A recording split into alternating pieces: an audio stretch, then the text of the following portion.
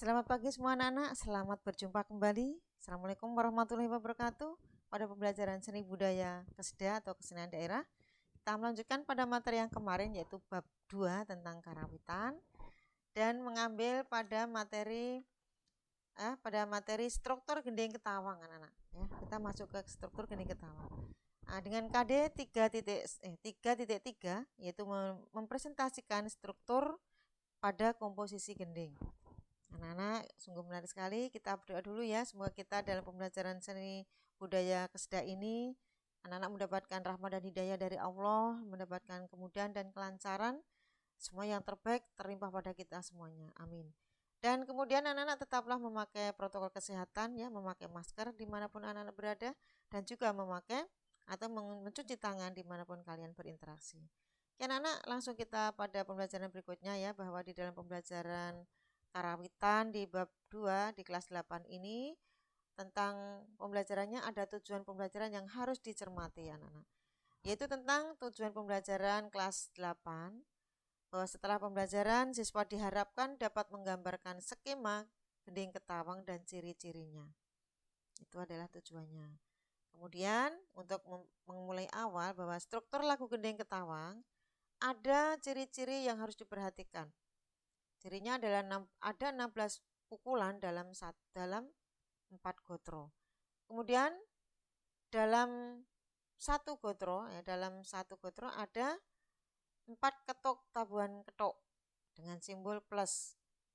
Ada 3 ketukan tabuhan kempiang dengan simbol min, dan ada lagi 2 kenong dengan simbol N ya.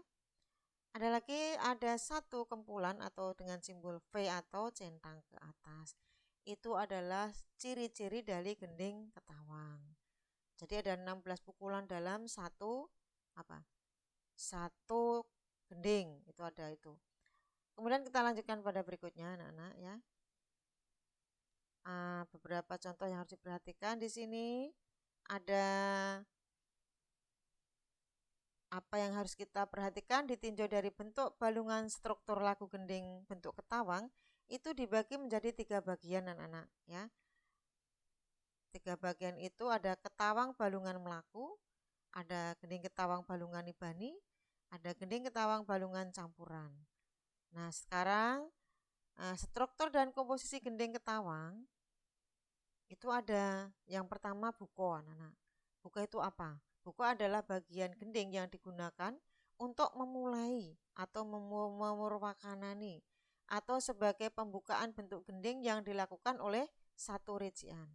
Kemudian ada juga buka yang dilakukan oleh suara manusia dan kemudian disebut buko atau vokal. Ada lagi setelah buko, lanjutannya adalah ompak anak-anak, bagian gending tadi ompak. Ompak itu adalah bagian gending yang belum menggunakan tembang sebagai jembatan menuju ke ngelik atau bagian awal dari struktur lagu gending ketawang. Setelah ompak baru kita masuk ke ngelik. Apa ngelik? Ngelik digunakan sebagai girungan atau masuknya vokal tembang. Itu di ngeliknya. Yang paling terakhir adalah suwuk. Itu adalah tanda habisnya gending, itu ditandai dengan suwuk. Jadi nanti yang memimpin suwuk adalah instrumen kendang. Oke, jelas ya anak-anak? Kita lanjutkan lagi. Contoh struktur gending ketawang di sini. Contohnya ada balungan melaku anak-anak. Balungan melaku itu di dalam satuan gending ya. Tiap gotronya itu isi semua. Jadi tidak ada kosongnya. Ada pi mau nempi ya, itu adalah isi semua, dan lu mau luru ini juga isi semuanya. Satu baris ada semuanya. Ada balungan nibani. Contohnya. Nah, balungan nibani itu ada pertama kosong, terus isi lagi, kosong lagi, isi lagi, namanya nibani. Ya, itu dalam satu baris. Ada lagi balungan campuran. Nah, campuran itu berarti nibani ada, melaku ada. Contoh balungannya, nih ada yang isi, ada kosongnya. Kalau isi semua, ada isi, ada kosongnya. Maka dikatakan balungan campuran. Paham ya semuanya? Oke, kita lanjutkan pada berikutnya. Nah, teknik tabuhan struktur pada struktur gending bentuk ketawang, ada teknik tabuhan instrumen kendang anak-anak ya.